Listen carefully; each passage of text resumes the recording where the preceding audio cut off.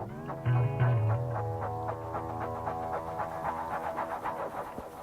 BookTube, I'm here with my worst books of 2016. There's only 6, which is half of what my best book list was, so things are looking up. These books are in no particular order. I hate almost all of them equally, except for the last 2 that I'm going to talk about. And what I'm going to do to keep the list a little lighter is recommend books that you should read instead of these ones, along of similar themes, similar formatting kind of thing. So let's begin. Number 1, Illuminae by J. Kristoff and Amy Kaufman, and I'm gonna get a lot of flack for this because it's quite popular, but yeah. This book is about 2 teenagers whose planet gets destroyed and they get rescued by these spaceships. Stuff starts to go on the spaceships, and they have to rescue the day, of course, right? No. Just no. Across the whole thing. No. The writing is bad. It's laughable. The characters are horrible. The romance is extremely corny, and I tell you, if anyone tried those lines on me, I'd just laugh in their face and walk away because it's just bad.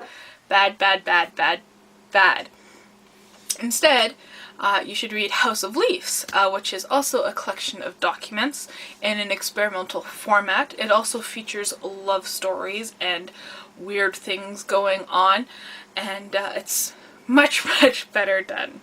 The second book is Fight Club, yes, by Chuck Palahniuk. I did a 4 reasons why this book sucks. I'll link that video down below, but just in case you don't know, Fight Club is about Fight Club. I'm sure you know what it's about. It basically exists just to reassure white middle-class males that they are indeed special snowflakes. Yeah, no. Instead, I think you should read Your Fathers, Where Are They? And the Prophets, Do They Live Forever? By Dave Eggers, which deals with the similar themes of, you know, finding purpose in life and fighting the system and getting questions answered. Highly recommend that one. The next book, number 3, is Cathys Book by Jordan Wiseman and some other people. And it's about a girl who falls in love and then goes missing. And it's marketed as this interactive game where you're supposed to call phone numbers that are in the books, and you're supposed to check out websites and emails, and there's pictures and notes and menus, different supplemental material in it. And let me tell you, the first half of the book was pretty good. The first 3/4 of the book was actually pretty good. But then it felt like someone else just started writing it at the end, that the characters totally changed. I didn't understand any of their motives because they were totally different. The writing was totally different. The writing was bad. The story just went way downhill. There are 2 sequels, and I said, screw it, I'm not even going near those ones. All the supplemental materials were useless. They didn't add anything to the story. So yeah, just avoid that one. Instead, you should read S by Doug Dorst and J.J. Abrams, which takes that idea of supplemental materials, pits it into a library book, and starts a communication between 2 people. And then there's napkins and pictures and postcards and notes and everything stuffed in the pages, and it's really quite interesting because they actually add something to the story. Number 3, I might get a bit of flack for too because it's quite popular. It's The 3-Body Problem by Liu Cixin. And this is a Chinese bestseller that's been translated into English, being made into a movie, like a huge success. It's about a immersive video game that this scientist gets caught up in. And it's completely not what I thought it would be about, because the first chapter is all about the Cultural Revolution in China, and I found that fascinating. But after that, the characters just become pointless. There's no point having those characters. They're just observers of what's happening. But they get credit for things that are happening that they don't actually do anything. And it was so frustrating. I just... completely pointless book. I didn't feel like it went anywhere. I didn't like it. Instead, I think you should read Snow Crash by Neil Stephenson. It's an immersive video game world like The 3-Body Problem, but there's actual real-world consequences. Next is Hector and the Search for Happiness by Francois Lelord.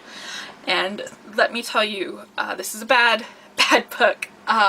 This is about a psychologist who decides that he's sick of hearing about middle-class people complaining about their problems, so he decides to go on an adventure around the world to discover the meaning of happiness, or how to be happy. And I have two problems with this. First of all, the character of Hector is horrible.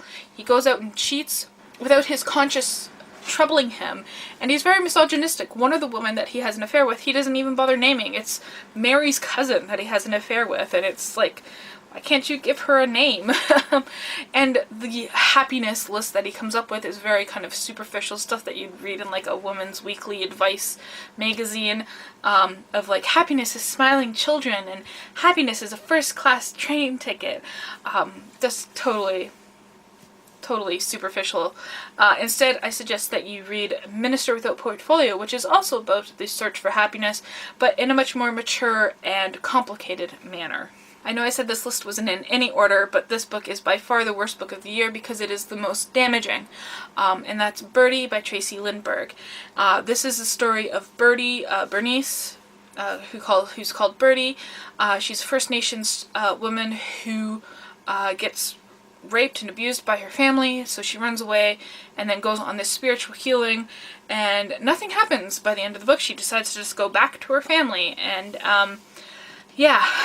as a First Nations woman who has some similarities to Birdie's story, I have to emphatically state that this is not my story, and I think that's very important. This book, I think, is dangerous to survivors of sexual abuse because of what happens in the end. It reinforces negative stereotypes of First Nations people as well. I don't know how this book got published in the first place, let alone on Canada Reads, and why people are supporting it, because it is very not a good book.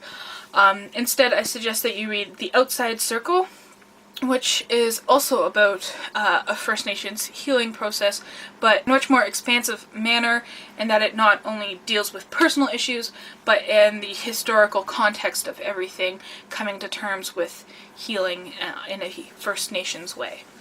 So those are my worst books of 2016. Let me know what the worst book you read in 2016 was, and thank you for watching.